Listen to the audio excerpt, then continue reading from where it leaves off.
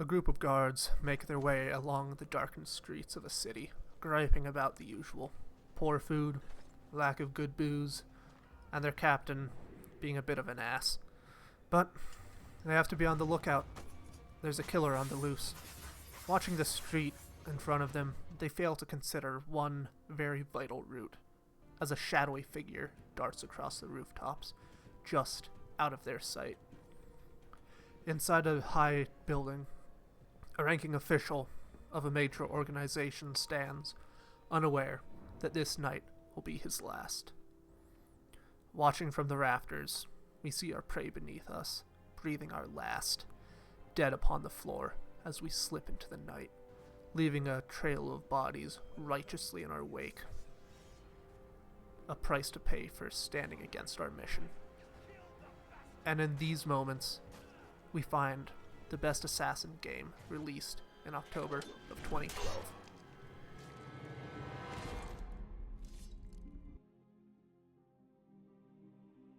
Well, a little too pleased with myself for thinking up this bit once more.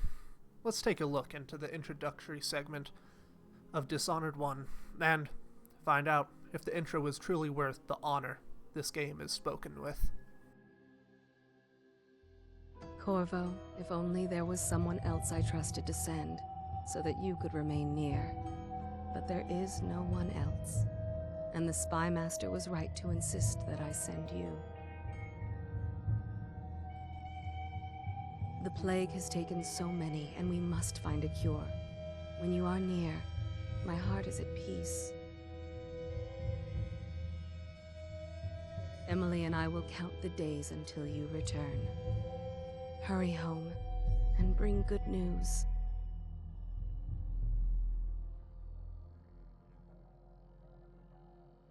Floating into the port of Dunwall City, we are cast off and make our way through the port, seeing a massive whale being processed for its oil on a barge, the lifeblood of this world, with factories belching smoke into the sky, keeping this nation trundling along. Here, we have been greeted and led by one Captain Kurnow. We receive our basic movement prompts here, same as always. WASD, mouse to look around.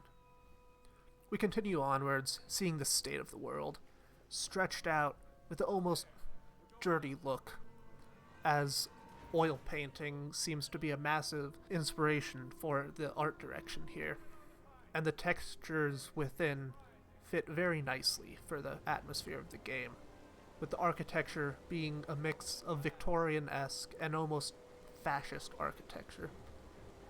Heading up a massive lock, we find more of the tech level this world holds, being heavily reliant on gears and some form of hydraulics, all powered by whale oil. Moving through, we find the first piece within the thesis of this game: cause and effect. Or, put much more elegantly by Thane Bishop, who are you when no one can stop you? For this instance, we see a portrait being painted of Overseer Campbell, leader of the nation's largest religious movement, by one of the greatest minds of this generation, and possibly in history, Anton Sokolov. And here, if we want, we can grab the bottle on the table and take it with us for a bit of a drink. After all, it's been a long journey, and we are the Lord Protector. Who's going to stop us? Later on in the game, we can stumble upon the very same painting, with the bottle missing if we happen to nip it, bringing forward that previous point. Here, we can choose if we play hide-and-seek with our daughter, and the princess, Emily Caldwin. A short game later, we have learned a little about stealth, crouching, and leading around corners to scout without being spotted. Finally, we return to our lover, or, as everyone else knows her, Empress Jessamine Caldwin of Dunwall. We interrupt her talk with the Spy Master, who are currently discussing about what should be done with the current influx of plague victims. The ratherly blatantly evil-looking man leaves us, with a rather curt response about us being full of surprises and 2 days early. Little does he know just how true that will be. Jessamine was looking to the other nations for support with the plague that is currently ravaging the city. None of the answers were in the affirmative like she hoped. And in fact, the only thing we did gain is a blockade. Here, Emily interrupts the talks while remarking about some shadowy figures moving across the rooftops a few buildings over, and Jessamine comments on the sudden lack of guards. Suddenly, they blink in and out of existence, as we get a prompt for combat. Again, more of the standard fare. To the point, I might have to come up with a separate term to Handwave explaining this scheme in the future. If you have any ideas, please do let me know.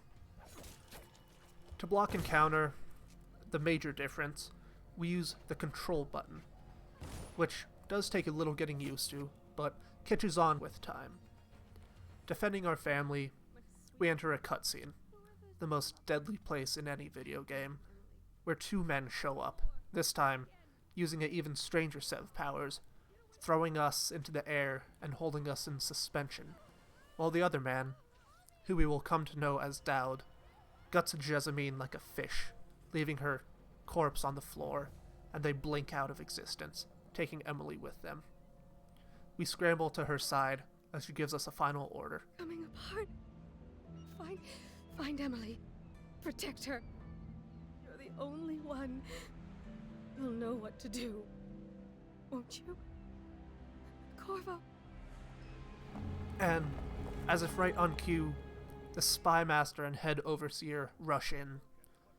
The guards, which were seemingly missing a few seconds ago, alongside them, and with that, they find us holding her corpse, and accuse us, the only individual with a blade, of killing the Empress.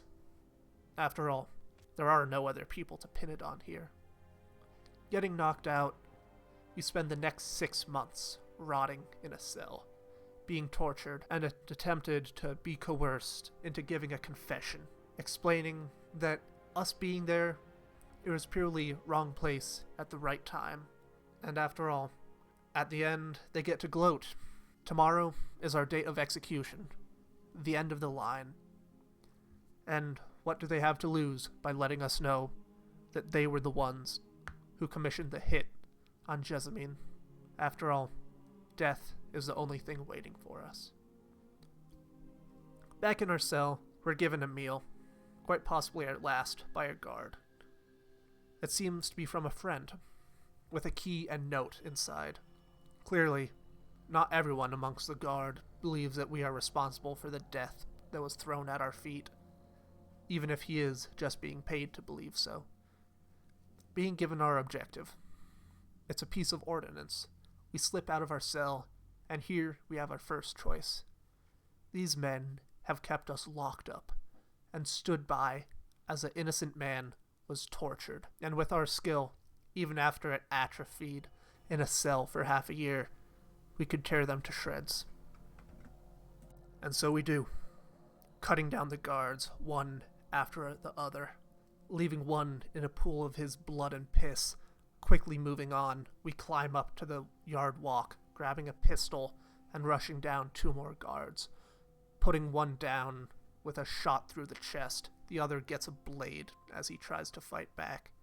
Attempting to show off some of the mechanics, I carry around a bottle for a little bit before finding a victim to smash it into, causing him to stumble and fall. The other guard, he gets a decent hit in on us before dying just the same. Quickly, the next room over falls all the same, placing the explosive package on the door and hide behind a bit of cover, leaving no survivors in our wake. And an explosion rockets through the air. We bolt through the opening and dive into the waters below, slipping into the sewers with a trail of bodies behind us, no one left to follow. As we enter the sewers, we hear the guards talk about us and our path of blood. I guess if you'll kill the Empress, you don't care about a few guards. Shut up. Look at this stuff.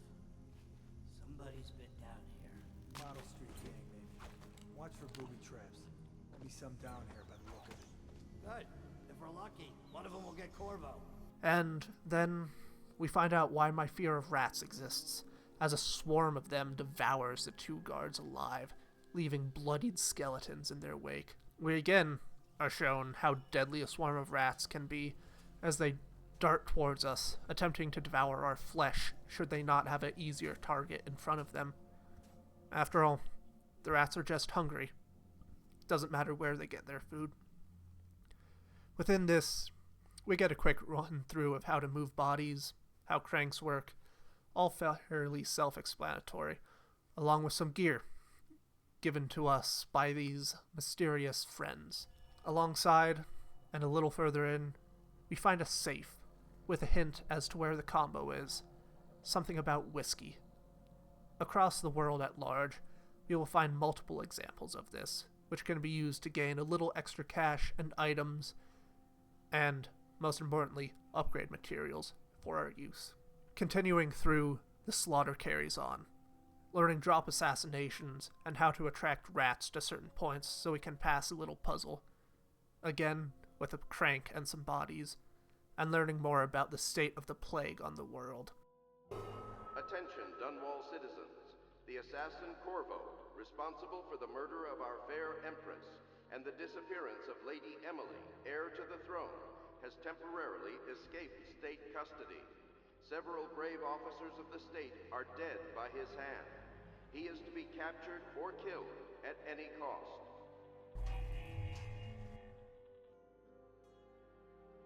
And then, hearing a radio announcement, we slip out alive. The same can't be said for the individuals behind us. We find Samuel, a boatman, who will lead us to freedom and our new allies.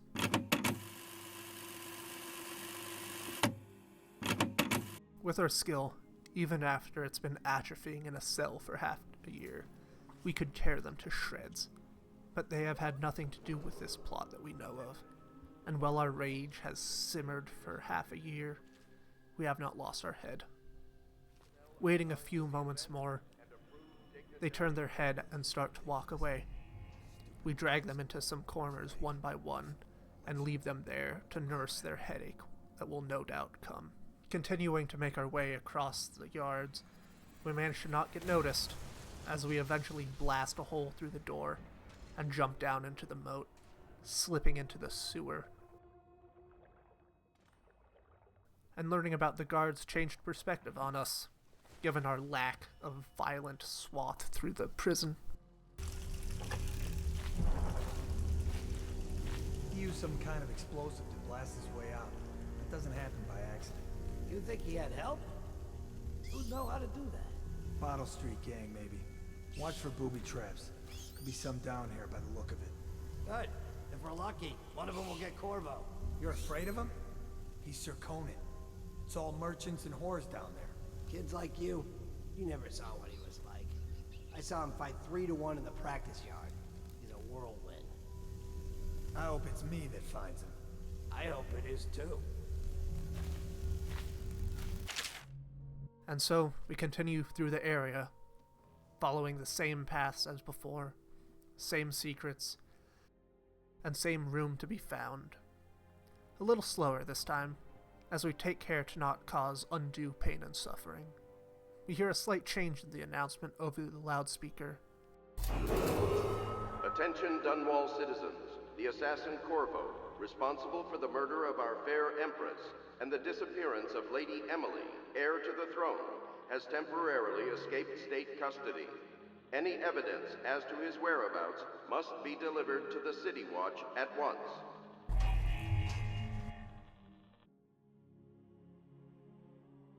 Again, showing the idea of cause and effect that this game does so well. And finally, much like the people inside the sewers, we make it out to live another day and hop on a boat to meet our new allies. A quick boat ride later, both of our paths have converged. We find ourselves at a place where we meet some new friends, a group of loyalists who want to put Emily back on the throne. After our little introductions, the group is mostly made up of high-ranking members of the society and their servants. And we have a spare mad scientist who will be covering R&D of our gear, gifting us the iconic mask and giving us information on a very powerful weapon to have at our disposal. In a rather offhanded remark, whale oil, a very volatile substance and the backbone of this society. Finally, after looking around a little, we stumble into bed, getting the final set of tools in our toolbox right here. A gift from a dark, mysterious stranger, whose name is only whispered in corners as a figure to either praise or blame for the current standing of the world. The Outsider. Waking up in a strange void removed from time and space, we have a brand burn itself onto the back of our hand. The mark of the Outsider. Hello, Corvo. Your life has taken a turn, has it not? The Empress is dead. Her precious daughter Emily is lost somewhere in the city, and you will play a pivotal role in the days to come. For this, I have chosen you and drawn you into the void. I am the Outsider, and this is my mark. There are forces in the world and beyond the world, great forces that men call magic, and now these forces will serve your will.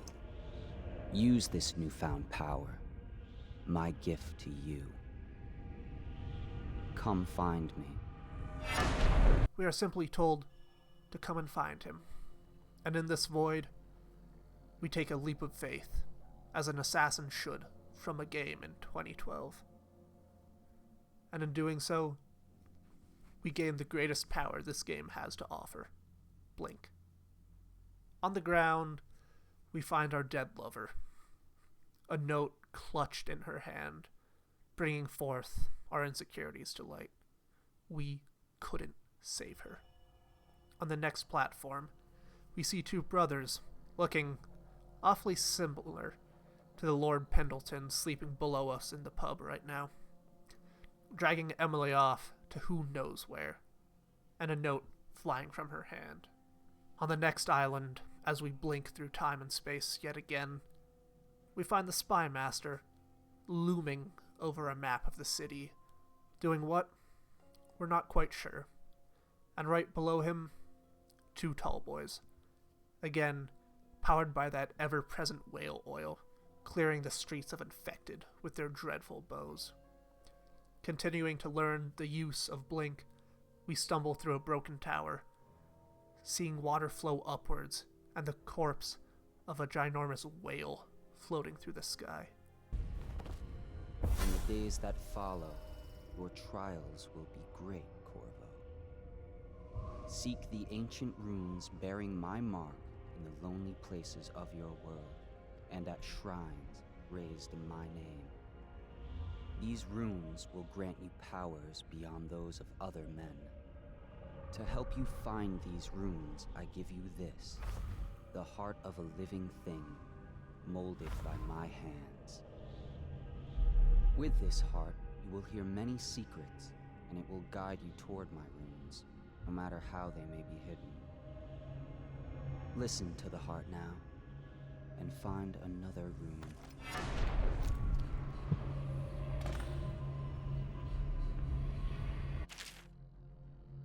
We're told to look for runes carved with the mark of the Outsider, made from bones of these gigantic creatures, to gain powers from shrines and shadows of the world, where his name is still uttered in reverence. To seek this treasure, we are given another, more grisly gift, the heart of Jessamine, fitted with clockworks, who speaks to us in our mind, giving insight to the people and places of this world, as well as guiding us to these treasures. Soon, we grab the rune from the shrine and trade it in for a gift from the Outsider, for even more inhuman abilities, from warping time and space itself, or even just increasing how much we can jump, all beyond the levels of what a normal man could even dream of with a lifetime of training. And so the Outsider gives us one final look into his mind. We are told to use his power, simply because we can. He cares not how we use it, just that we do, so long as we keep him amused, This power is ours to do as we see fit. And with that, we wake up in our bed, surrounded by bone charms and golden statues. These charms give smaller bonuses that help shape our build into something that is truly ours. Each different charm has a boon of varying strength and usefulness, but they all have some effect on how you play. Stumbling downstairs, we're given our target, the High Overseer. We're given instructions to get into his compound and dispose of him in some way. Then gain his journal, which might include information as to Emily's location. Well, let's get down to it. First off, I know that assassination is dark business, but sometimes good men have to do bad things to make the world right. Our purpose is clear. We want to restore Her Majesty's line by finding and putting Emily Caldwin on the throne. To those ends, we'll hide, act in shadow, take them apart, piece by piece. Tonight, High Overseer Campbell dies by your hand. It won't be easy. He's protected by his overseers, an army of religious zealots. But if anyone can do it, you can. Your exploits are legendary. Campbell carries a private journal. Once you've eliminated him, get the journal, because we think it contains Emily's location. Recovering her is obviously critical, assuming she's alive. That's the gist of it. Remember our cause and strike true. We're counting on you. As we leave Castilla, one of the people working here, who will later in time become Emily's caretaker and a tutor for her, asks us to save her uncle, Captain Kernow, the very man who welcomed us back to this land, as he's not a bad man, according to her, and more importantly, her only family. There are rumors of a poison being imported, seeming to suggest that his death is very soon at hand. Getting on the boat, you'll soon see the effects that our actions have caused. After all, isn't that the point of this game? Cause and effect. As we land, the most obvious aspect is the amount of rats crawling about the docks. Here, we are told about the Bottle Street gang and a woman by the name of Granny Rags, who might be of help to us by Samuel. Making our way to her, we go in through the second floor and find her. Her head clearly not all there, with age being a likely culprit. Mistaking us for someone else, she gets interrupted by some people at the door. Members of the Bottle Street gang. We have another choice here. Do we kill them, shred them limb to limb for daring to attack an old woman, or just leave them out in the cold on the street? After all, the world needs more second chances. No matter which option we choose, Granny Rags rewards us with a rune, and in her cellar, we find a shrine to the outsider. He appears and gives us insight as to who she is and his 2 cents on the matter. Be careful, Corvo. They call her Granny Rags. You wouldn't recognize her real name, or even the name of her family, but an emperor begged for her hand once, and rich young men fought each other for her favor. I watched her consider them all, measure their worth, and find them wanting. Then, she made a different choice. You're on your way to face the High Overseer, the leader of a great cult dedicated to loathing me. What will you do, I wonder?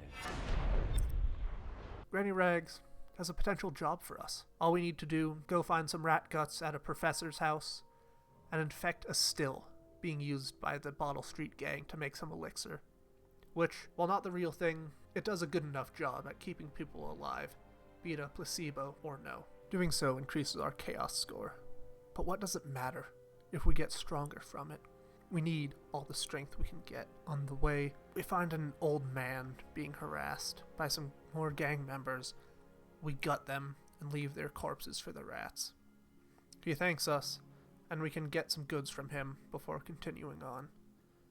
Slipping onto the building, we cut down more guards, and in the crossfire, a maid gets killed, a necessary casualty for our crusade. Besides, she could have told someone what we were doing. We can't have that now, can we? Grabbing her key, we open up the professor's lab, grabbing the rat viscera and opening his safe, grabbing what we can. After all, it's us against the world. Making our way through the district again, we enter a distilling factory and hear a snippet about a man named Dowd, seemingly also touched by the outsider. But we pay no mind for this, and continue moving through, seeing a swarm of rats below us, a symptom of the blight we are on this world. Moving through, nothing gives us too much trouble, as we throw the rat guts into the still, poisoning the supply, and destroying these people holds chances at a cure. All for a gift, in the form of a carven whale bone, from a strange old woman, so she can walk along the docks at night. Getting past the second wall of light is a breeze. As we walk up to it, time slows to a crawl. Grabbing the whale oil canister, we toss it at the two guards, as they don't even have time to react, the blast throwing them across the yard. Two other guards falling just as quickly, as one tries to sound the alarm, getting a blade in the back for his trouble. As the rats swiftly follow us, gaining more food from our spree, we stride into Holger Square, with none to tell the others of our existence as we pass.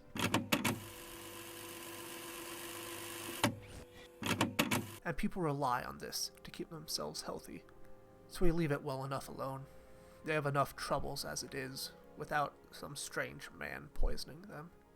Slipping into the factory, we grab a bone charm, and overhear about a man touched by the outsider, Dowd.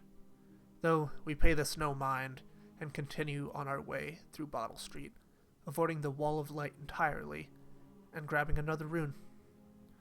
With this, we slip into Holger Square, without anyone the wiser. Sliding behind a mocking overseer, looming over a man in a stockade, we knock him out and toss him behind some crates to sleep off the headache. Here we've freed our contact, Overseer Martin, who thanks us and lets us know exactly what to look for. A little black book. Blinking across the barricade and over to some lampposts, we overhear talk of a brand, a non-lethal way to approach this situation. If we want this to work, we'll have to find it.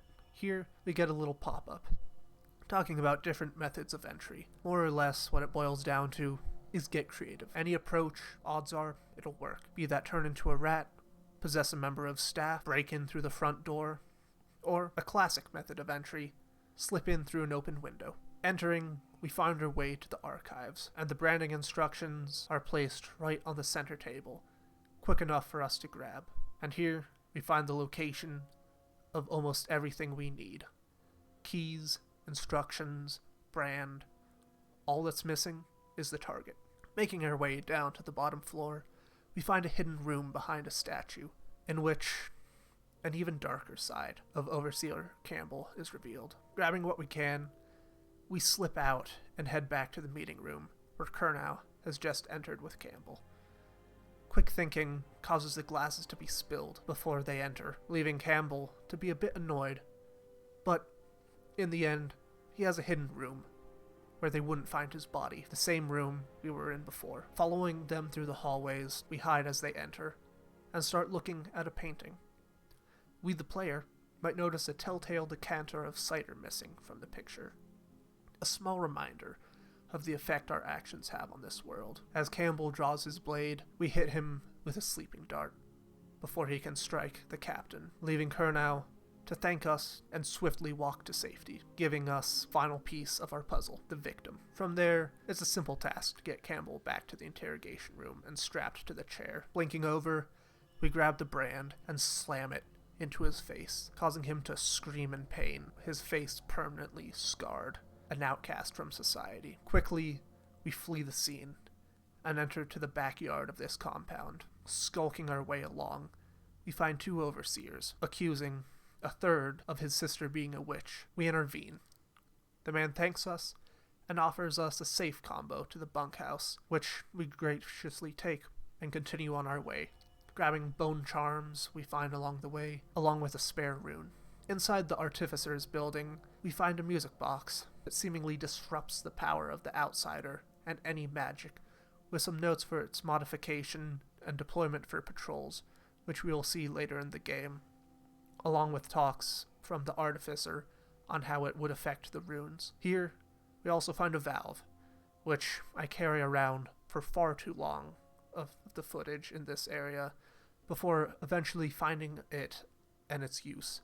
A blocked area with an additional bone charm and a dead overseer who went mad over the charm and walled himself into a room which I had entered before through a hole in the wall. Heading through, we see another overseer, asking to be put out of his misery, as he is suffering from the plague. His friends tell him, "Wait just one more week, you can have more of the elixir." And his response, "They told him that last week." And in the end, he goes quietly, accepting his death with final rites. From there, we slip in, grab the contents of the safe, and navigate our way to the edge, sliding down a chain, meeting Samuel, and heading back to the pub. We receive praise from Castella about keeping her uncle alive, an action that unknowingly will save her life in the future.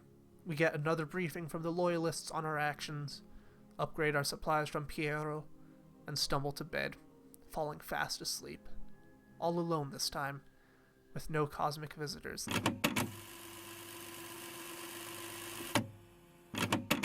Slipping behind a mocking overseer, we toss him behind some crates, blood gurgling from a fresh wound. Here, we free Overseer Martin, who thanks us and lets us know exactly what to look for. A little black book. Blinking our way across some fences, we find some overseers discussing some sort of brand. But in the end, it doesn't matter. Their corpses will be left for the rats. Making our way through the gatehouse, leaving it a little messier than before, we slip into the sewers and climb through the trash disposal, entering the kennels. Continuing through, we kill an overseer and his hound. Continuing through the halls, we find a secret room with a rather familiar painting. Looting everything we can, we continue on our way, hacking through some overseers keeping watch, a bolt ricocheting off of his metal mask, only stunning him before the blade pierces his chest. We rewire an alarm, just in case, before slaughtering another group of the zealots. If they're with Campbell, they can't be all that good now, can they? Making our way through the rafters, we enter a meeting room, finding 2 glasses of wine, one of which is poisoned. Switching the glasses quickly, we blink into the rafters once more, to watch and ensure our prey falls, and, more importantly, we find the notebook. But another benefit is confirmation that Captain Kurnow will live to breathe another day. Even within a group like this, he was a good enough man, looming over his soon-to-be dead body, like a vulture casting a shadow of death. We see him talking to a man he fully intends to kill, pretending to care about his problems, pretending to be a good man. Caring about anyone other than himself is just a facade, and for this, he must die, just like he had Jessamine killed, just like he made us so alone in this world. In his final breaths, he begs for the Black Book to be burnt before succumbing to the void, his body turning to ash. Letting the captain leave the room, we drop down and clean up the few remaining overseers, grabbing the book and making a dash for the exit, a window off to the side, and warping down into the courtyard. Slipping past the guards unaware, we make our way to the backyard of the compound. Here, we find 2 overseers harassing a third and his sister. Again, we save them and make our way through the barracks, grabbing what charms we can. But this time, that overseer who was sick and dying, he clings to life, denying he has any sort of illness. If anything, it's a mild cough. He'll be better within a fortnight, and here he is cut down by men he trusted, men who stabbed him in the back violently and wiped their hands of the matter, moving on to dispose of him quickly and cleanly, for the greater good after all. Here, the amount of rats is high, with with them feeding on the corpses left in our wake. But that doesn't matter. We have our child to save. Sliding down a chain, we find Samuel, waiting and ready to take us home, save as always. We receive praise from Castella, keeping her uncle alive. He was a good man after all. Here, we get briefed from the Loyalist, upgrade our supplies from Piero, and stumble to bed and fall asleep. No cosmic visitors this time, just our conscience weighing heavy on our shoulder, if we even have one. And here, we rest for our next task. The rescue of our daughter, Empress Emily Caldwin. She will be returned to her rightful place, no matter the cost. With the intro proper finished, let's go over its pillars, while touching a bit on the level with the High Overseer Campbell being used to demonstrate other parts of the tutorial in motion. And first on the chopping block. As previously stated, this is the standard control scheme, and standard way of teaching it. Popping up on the screen as you see the opening minutes of the game go by, the controls themselves feel smooth and responsive, giving a high skill ceiling to the game, which can be seen in the Dunwall trials for particularly skilled players who can get creative with their use of skills and weapons.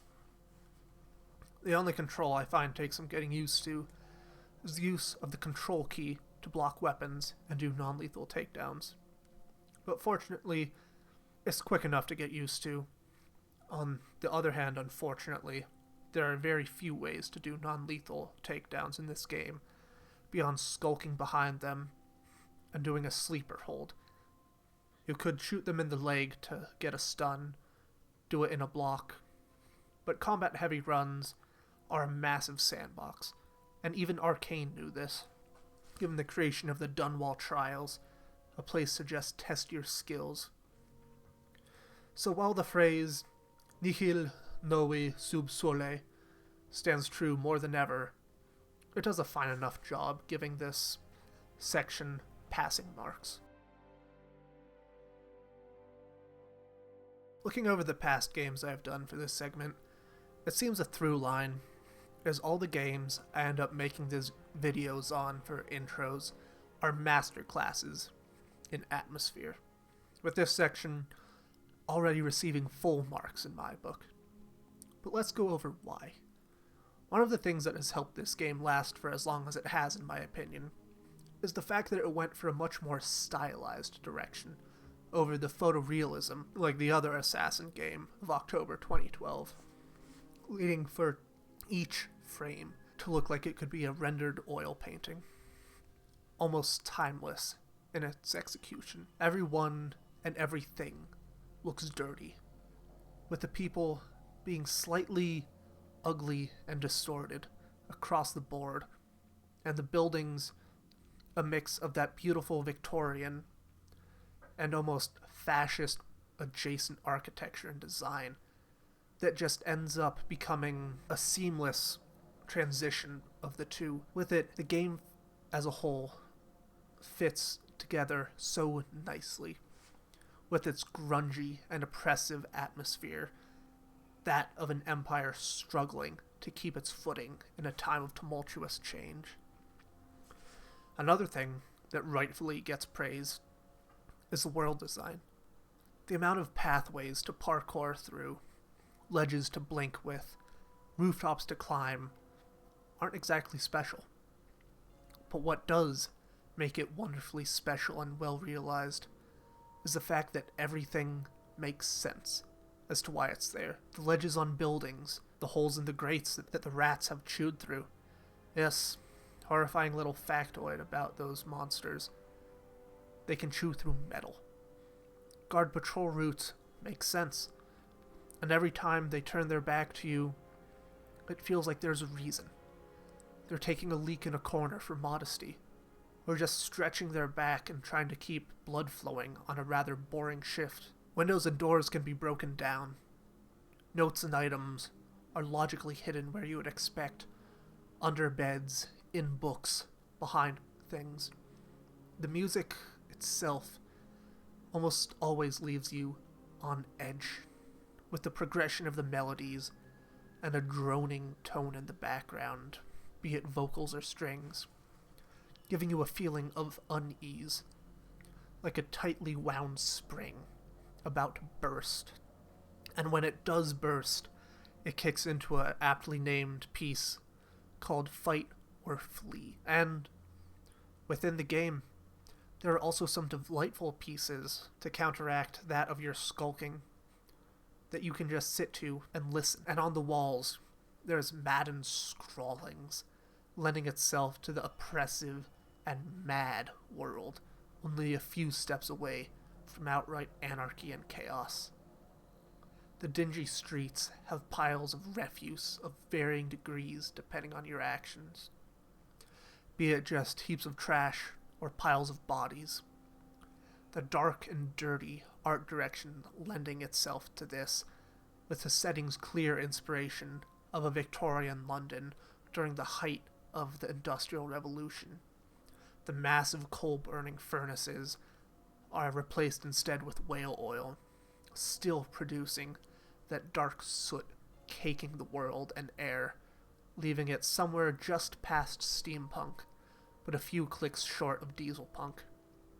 Right on the tipping point, the world is trying to see where it's pushed, where it ends up. This knife's edge, I believe, results in the most interesting place a world could set its sights for design, with counterpoints and other aesthetics being found in later games.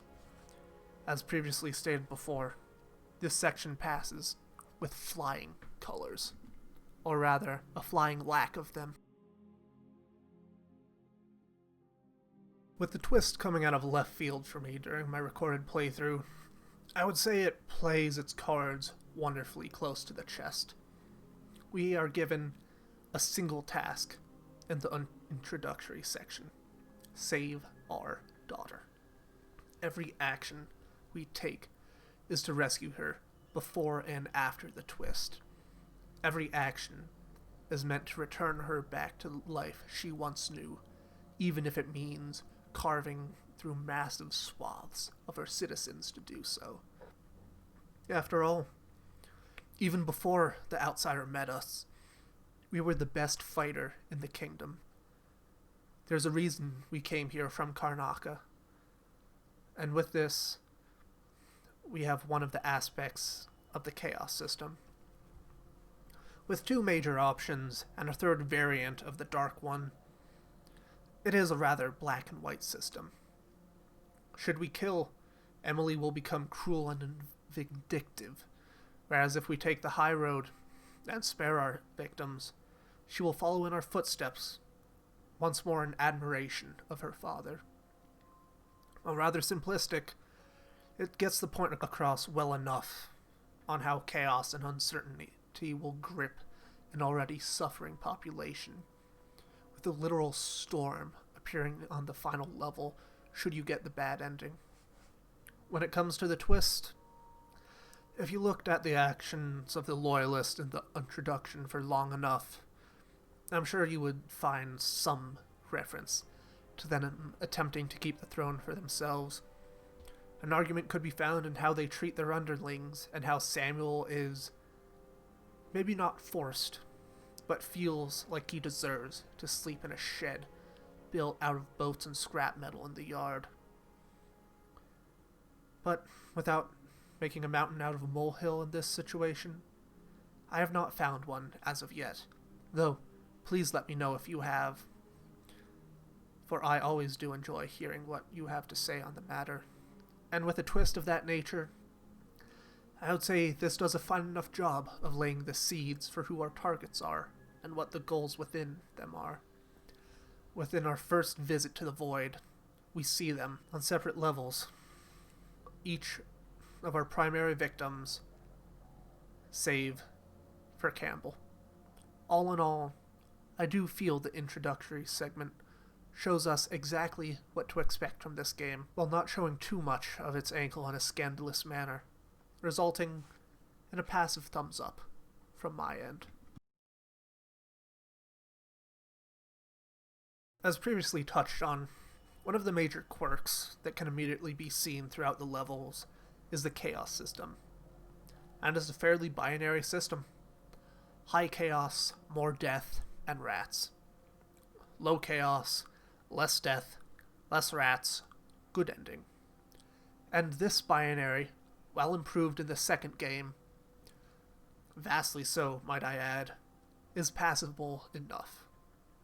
Within these two options, dialogue will change, and little details of the world with it.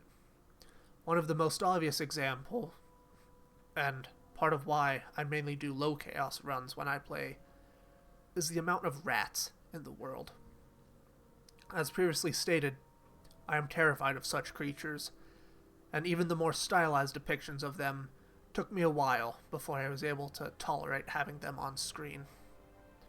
On High Chaos, you will find significantly more of them milling about, often rushing and attacking you should you stand too close to the horde and no fresh meat is available. The introductory level does a nice job of transitioning from the prison to the sewer level and the extrapolations within the sewers of what you did within the prison. Little details, such as the well-known Sokolov painting with the missing bottle, are foremost in people's discussion of this game.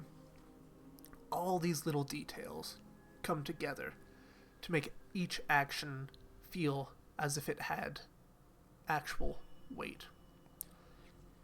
And as Thane Bishop states so eloquently in his video on the subject, whatever you give this world, it will hand right back to you. And with that quote ending, I find it to be a truly wonderful quirk of this game, passing this segment with flying colors once more. And I highly recommend his video on the subject, along with all of his work, particularly those on Night City and Cyberpunk. For the introduction itself, with my High Chaos path, it took an hour on the dot, from booting up the game, going through cutscenes, to leaving to start the assault on High Overseer Campbell, which, if not taking your time and on a repeat run, you most certainly would be able to shave at least 10 minutes of the run off.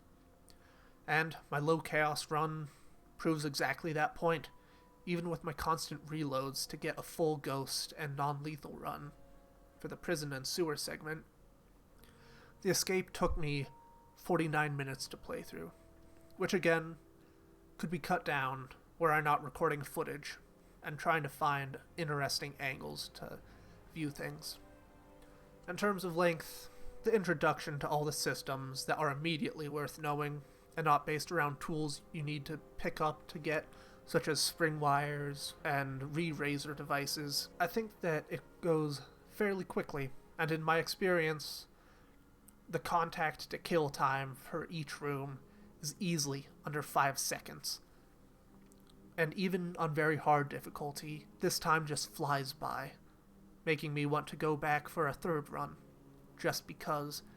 And with the large amount of creativity to have within each counter, this pillar is very solid. And overall, I believe this game is as well.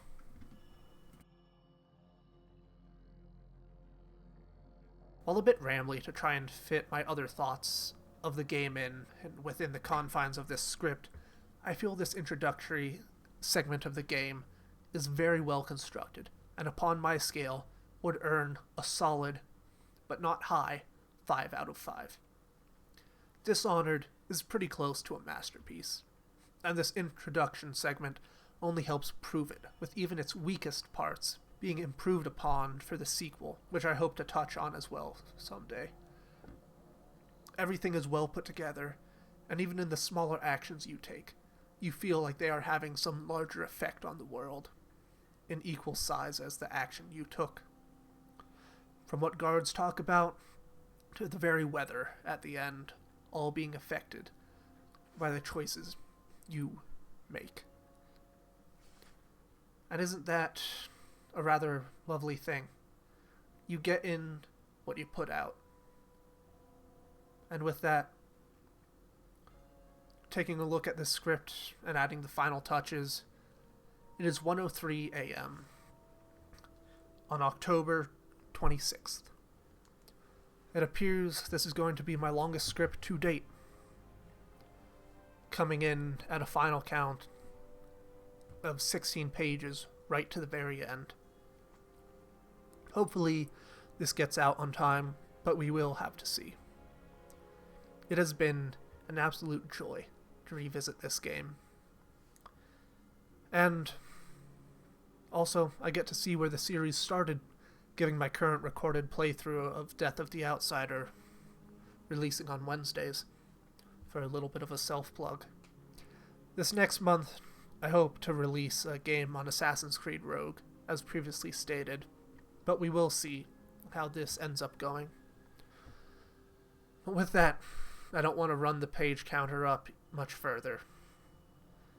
We already are stretching things a little. Thank you all so much for watching. And until next time, I'm Sven. This is Elvin Prince, signing out.